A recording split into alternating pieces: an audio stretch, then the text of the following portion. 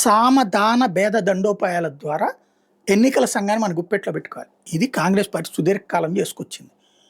ఇప్పుడు ఓట్ చోర్ అంటుంది ఏంటంటే వీళ్ళు చెప్పినట్టు అక్కడ నడవట్లేదు. ఇదివరకు ఏంటంటే వీళ్ళు పెట్టిన ఉద్యోగులు ఉంటారు, వీళ్ళు పెట్టినటువంటి వాళ్ళే అక్కడ ఉన్నతాధికారులు కూడా ఉంటారు. వాళ్ళకి ఆ తర్వాత అవకాశాలు కూడా కల్పిస్తామని సొంతగా లబ్ధి పొందారు.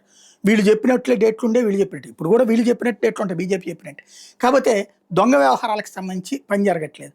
మెయిన్ ఓట్ చోర్ లాంటి ఆరోపణలతో అక్కడ ఏం చేస్తున్నారు, ఎన్నికల సంఘాన్ని భయపెట్టి తమ ప్రయోజనాలు నెరవేర్చుకోవాలని చూస్తున్నట్టు రాహుల్ గాంధీ.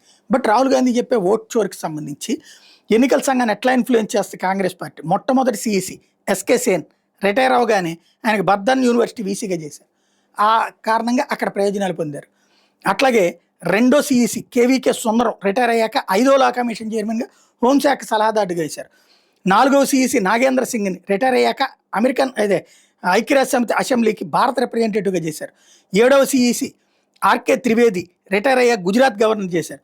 9వ సిఈసి రమాదేవిని రిటైర్ అయ్యాక రాజ్యాంగ సెక్రటరీ జనరల్గా తర్వాత గవర్నర్గా కూడా ఇచ్చారు.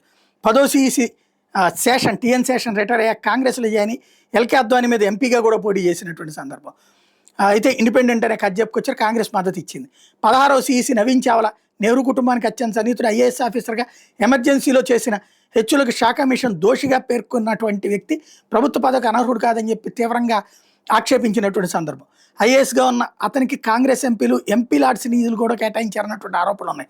2000 రాజస్థాన్ కాంగ్రెస్ ప్రభుత్వం చావ్లా ట్రస్ట్కి భారీగా భూమి కూడా కేటాయించింది. ఇతన్ని సిఈసిగా చేయడానికి ముందు సిఈసి అని గోపాల్ స్వామి తీవ్రంగా వ్యతిరేకించిన సోనియా పట్టుబట్టి మరి ఇతన్ని సిఈసిని చేసినటువంటి పరిస్థితి. అంటే ఎన్నికల సంఘం వాళ్ళు చెప్పినట్టు చెప్పు చేతల్లో నడిపించుకున్నారు.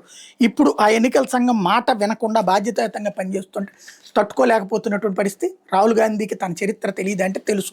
ఇప్పుడు బీజేపీ పెట్టిన వాళ్ళు కాబట్టి వీళ్ళ మాటను వినరు కాబట్టి ఇప్పుడు ఓట్ చోరని వాళ్ళకి ఏదో జరిగిపోతుంది, జంజీ వాళ్ళు వచ్చి నిన్ను దాడి చేస్తారని భయపెట్టి వీళ్ళకి అనుగుణంగా బీహార్లో, తమిళనాడులో, అస్సాంలో ఇట్లాంటి చోట్ల కనుక రేపు పొద్దున గెలిస్తే దాన్ని అడ్డుపెట్టి రేపు పొద్దున మోడీని దించాలన్నటువంటి ప్లానింగే చేస్తున్నారు ఇక్కడ.